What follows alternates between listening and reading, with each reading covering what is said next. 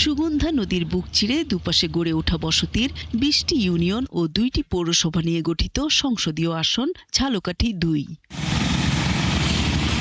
এখানকার ভোটারদের প্রত্যাশা সুষ্ঠু একটি নির্বাচন। এলাকার টেকসই উন্নয়ন সহ অর্থনৈতিক চাকা সচল রাখতে কাজ করবে এমন জনপ্রতিনিধি চান ভোটাররা। এবার যদি আমাদের প্রশাসন ঠিক থাকে তাহলে আমরা জানি ভোট কেন্দ্রে গিয়ে ভোট দিতে পারি।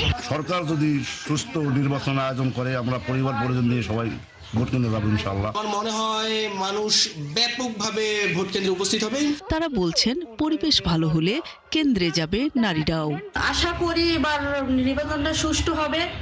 আমরা আনন্দ উৎসাহ নিয়ে নির্বাচন কেন্দ্রে যাব এবং সুষ্ঠুভাবে ভোট দিতে পারবো।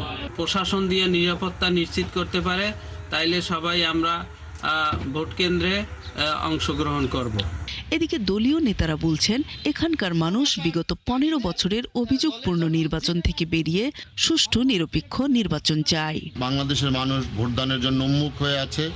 আমরা আশা করি বর্তমান যে কেয়ারটেকার সরকার আছে ডক্টর ইউনূস সাহেবের নেতৃত্বাধীন এই সরকার বাংলাদেশে একটি সুষ্ঠু সুন্দর ভোটের পরিবেশ তৈরি করবেন। অলরেডি আমরা দেখতে পাচ্ছি একটু উৎসবমুখর পরিবেশ তৈরি হয়েছে।